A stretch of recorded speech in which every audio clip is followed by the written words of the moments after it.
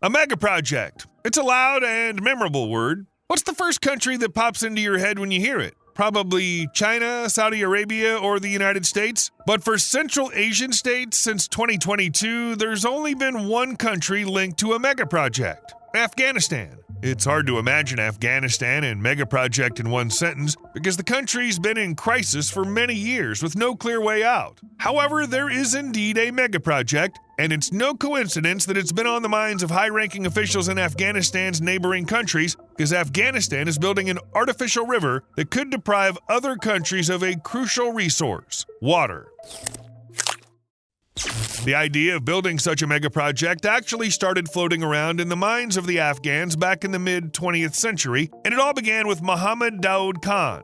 It's said that he was a very progressive person focused on improving Afghanistan's situation, which led to the creation of the project to divert water from the Amu Darya. This is a river with a length of 1,490 miles. Its watershed reaches 206,000 square miles, and the average water discharge of 25 trillion gallons per year. In Central Asia, only the Sir Darya, located to the north, can compete with the Amu Darya in terms of these characteristics. The significance of the Amu Darya is impossible to overstate. It provides resources to 4 countries in total. The first is Tajikistan, where the river starts its path through Asia. Then comes Afghanistan, Turkmenistan, and finally Uzbekistan, the country where the river ends, not reaching the Aral Sea. By the way, the Afghan water diversion project will also have an impact on this almost entirely dried out reservoir, but I'll get to that later. It's obvious that all these countries take water from the river just for people to drink. That's a great indicator of how important the Amu Darya is for these nations, but there's more. Each of these countries also takes a huge amount of water from it for agriculture.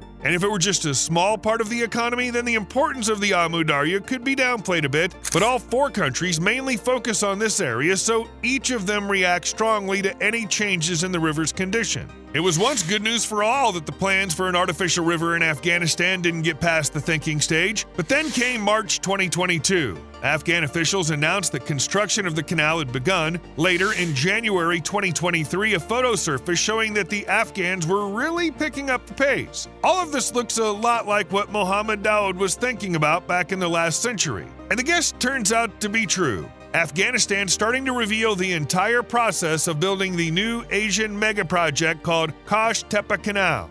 In the first stage of the construction, the process of which was captured in that very photo, the Afghans were laying the route from the Amu Darya to the Daulatabad area in Balkh province, and they did it really fast. They'd initially planned to spend 24 months on the first part of the canal, but they completed it in 18. As a result, a canal 67 miles long was built. The cost of the first stage was 8.2 billion Afghanis, which equals about $94 million.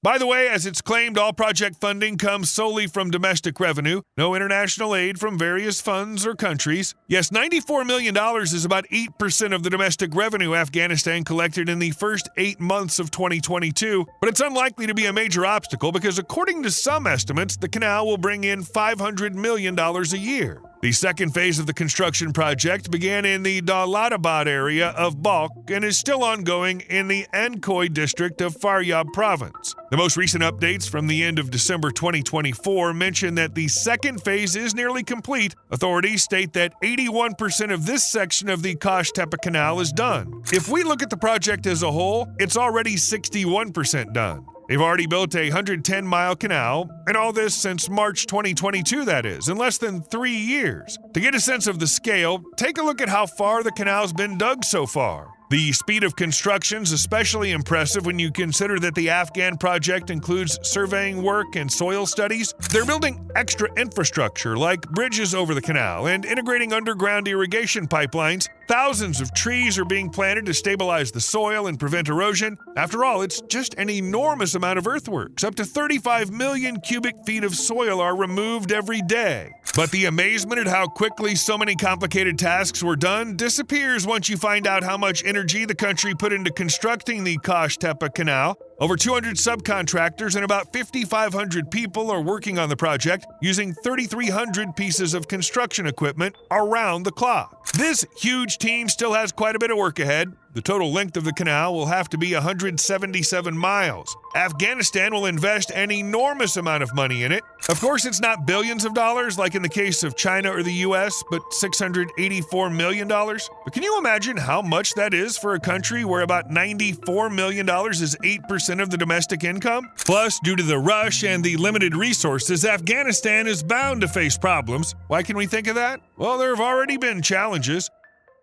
At the beginning of 2023, satellite images revealed that the canal had breached, and 26 billion gallons of water spilled into the surrounding sand. And that's when a big flaw became clear. The canal was being built without concrete lining. But how else could it be done when there are few resources and so much needs to be done in a short amount of time? The workers patched up the canal and went on digging. No time to waste, the construction has to be finished. If everything goes according to plan, the new canal could solve many problems for Afghanistan, but at the same time, Kasht Tepe will create problems for neighboring countries. And those problems are very serious. As we've already said, the Amu Darya is a crucial river for all the countries that take water from it, so any interference will lead to serious consequences. So the canal Afghanistan's building right now is a perfect example of such interference. Every country with access to the Amu Darya officially received its share of the river's resources back in Soviet times. In 1987, Protocol 566 was established, according to which Uzbekistan got 48.2%, or 7.8 trillion gallons of water per year. Tajikistan received 15.4%, or 2.5 trillion gallons annually. Turkmenistan claimed 35.8%, or 5.8 trillion gallons per year, and a tiny portion was handed to Kyrgyzstan. It got 0.6%, or 0.1 trillion gallons per year. As you can imagine, Afghanistan got nothing since it wasn't part of the USSR. Still, even after the collapse of the USSR and the reworking of the protocol, Afghanistan wasn't officially included in any agreements. Even today, the country doesn't have an allocated share of water from the Amu Darya River. The former Soviet republics, now separate countries, built up their irrigation infrastructures and adapted to the amount of water allocated to them under the agreement. Meanwhile, Afghanistan took as much water as it wanted, and nobody paid much attention to it. Due to its instability, the country couldn't build any significant infrastructure for water withdrawal, and now it suddenly turned out that the southern neighbor's building a canal that's planned to take 2.6 trillion gallons of water from the Amu Darya every year.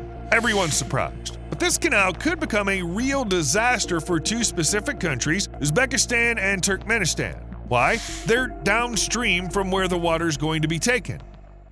According to some studies, the construction of the Kasht Tepe Canal will cut the main river users' combined share from 80% to 65%. Everything there was designed specifically for the amount of water originally allocated. It wouldn't be a big deal if the countries didn't depend so heavily on agriculture, which takes up most of the water from the Amu Darya, but it's quite the opposite. Turkmenistan, for instance, uses water to grow cotton for export and wheat for domestic consumption. Producing these two resources accounts for 10% of the country's GDP. So such a large water intake would hit not just agriculture, but the entire economy hard. Things are looking even bleaker for Uzbekistan. Back in 2021, it held 6th place globally in cotton production. The cultivation area reached 2.4 million acres, and production exceeded the mark of 1 million tons. Less water means less cotton, less export revenue, and a cascade of consequences to follow. The domino effect, such as it is. Of course, a lot of people are employed in this sector in Uzbekistan. A whole lot. Nearly half of the country's entire workforce. Plus, one way or another, the agricultural sector, focused on cotton, plays a key role in providing a livelihood for almost 40% of the entire population, directly or indirectly.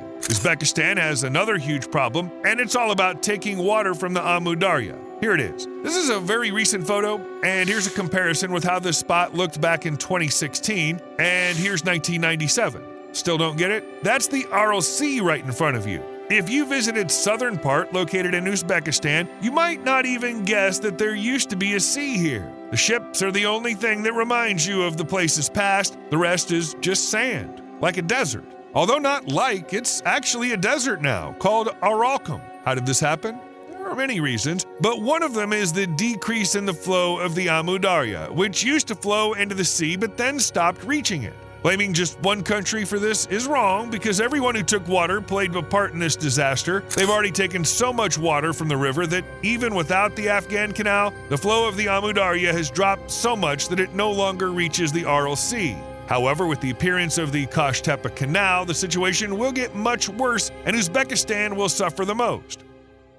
Experts agree that extracting even more water from the Amu Darya will make it impossible to restore the water ecosystems in the Aral Sea region. This, for instance, will lead to the complete disappearance of the Amu Darya sturgeon. And it'll also put the survival of other fish in the lower reaches and the wetlands of the Amu Darya floodplain and the Aral region at risk. Also, any further decrease in water will cause the Arakum Desert to spread. It's already not just a desert, but a genuine source of problems for Uzbekistan. And not just for them, it turns out that even places more than 620 miles away from the Aral Sea are affected by a ton of sand. The desert, stretching over an area of more than 14,600 square miles, is a powerful source of wind erosion. The wind actively carries away about 100 million tons of toxic salts and dust from Aralkum every year, and it's not just dust, but a mix of sand, mineral fertilizers, and pesticides that were washed away from irrigated fields. These harmful particles are inhaled by people and animals living nearby. That's obvious and hardly surprising. What's much more surprising is that as a result of the numerous studies, particles from the Aralkum Desert were found in the blood of penguins in Antarctica, on Greenland's glaciers, as well as in Norwegian forests and the fields of Belarus. In short, the region is already very problematic due to the exploitation of the Amu Darya, and with the construction of the canal, things are at risk of getting even worse. It's unlikely that the countries downstream will be completely without water, losing 2.6 trillion gallons of water a year. However, building the artificial Kashtepa Canal could become a catalyst for negative changes that, together with climate change, will likely lead both Uzbekistan and Turkmenistan to almost completely run out of water. However, as you can see, Afghanistan didn't just decide to build a canal and make life harder for its neighbors. The country's acting in its own interests because it has a lot of problems, and the Kashtepa Canal could help solve many of them. Even during construction, the canal, though not dramatically, still improves the situation in the country. As of 2023, unemployment in Afghanistan was at 14.39%, which, let's face it, is quite a lot. And right then, jobs appeared for several thousand people. It's not a cure-all for a country with around 42 million people, but still very helpful. The canal will bring a lot more once it's finished because the northern provinces of the country will literally bloom. For Afghanistan, it's almost like a new era, because right now, its lands are nothing close to fertile. Most of the country is unsuitable for growing anything because of the terrain, mountains, plateaus, and all that. But there are no mountains, for example, in the south. Maybe they could grow crops there. Well, in theory, it's possible as long as people invent some kind of fruitful plants that can thrive in harsh, lifeless sands. In the southern part of the country lies the Registan Desert, spreading over 15,400 square miles. The area has frequent hurricane-force winds, winter temperatures near freezing, and summer highs around 113 degrees Fahrenheit, with the hot air bringing tons of salty dust. The only living creatures there are nomads raising livestock along with sparse vegetation such as wormwood, ephemerals, and ephemeroids. These are unremarkable plants capable of surviving even such tough conditions. In short, it's pretty obvious that no one would attempt farming in that region. The northern part of the country has neither mountains nor deserts. Farming's really happening there right now, but it's limited due to the climate conditions. In the flat northern part, there's a little rainfall. Unlike other countries in South Asia, the monsoons from the south don't really reach Afghanistan, let alone the north of the country. Because of this, agriculture across the country depends on sporadic rainfall, mainly from melting snow and glaciers in the mountains. So you can grow at least something there, but due to the low snowfall in 2021, the country, and especially its northern part, was hit by the worst drought in decades. And this, as you can imagine, is a death sentence for low-tech farming, so Afghanistan, already struggling, faced a real disaster. The number of jobs decreased, unemployment went up. By the way, you can see the spike in it on the graph we've already shown. In 2021, it was just under 12%, and in 2022, it shot past 14%. The lack of internal stability in the country also played a big role, but water shortages had a significant impact as well. On top of that, the drought has resulted in just 42% of Afghans having access to water and only 27% of the rural population having access to sanitation. One could ask why the people of Afghanistan don't use pumps to draw groundwater, but the answer's simple: it's too expensive. That's why people have to come up with other ideas. like simply running from the most affected provinces to those that were less hit by the drought. It's unknown how many people moved from one place to another during the 2021 drought, but it's unlikely that the number is lower than during the drought of 2018. Back then, 22 out of 34 provinces were affected, which motivated 260,000 people to move.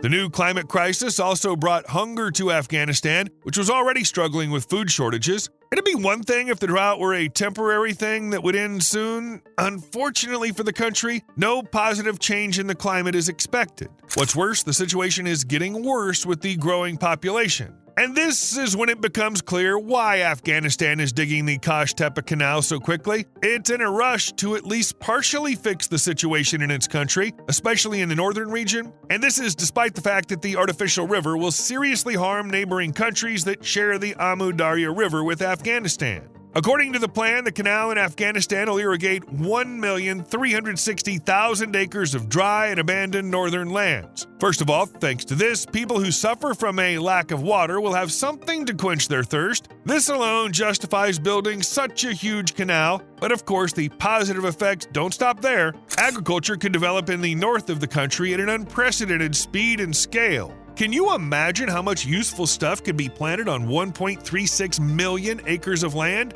It's interesting that the Afghans don't wait for the project to be completed. They've already filled the beginning of the canal with water and started setting up fields where various crops will likely be planted soon.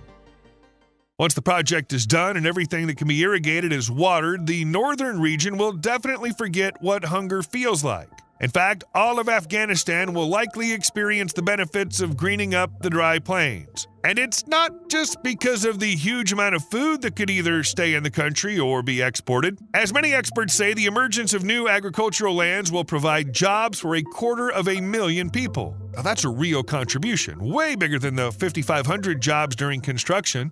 However, there's a problem with the appearance of new fertile lands: opium poppy. It's been one of the most widely grown crops in the country for a long time and one of the main issues. But now things are much better with it. In April 2022, the opium poppy was fully banned, which led to the area it was cultivated on shrinking from about 500,000 acres in 2022 to 0 in 2023. And opium production dropped from just over 6,000 tons to almost nothing. So after the canal's built, there's practically no risk that fertile land will be used to grow something that ruins the country. People will focus on growing something legal, like wheat or corn. All of this sounds great, though only for Afghanistan.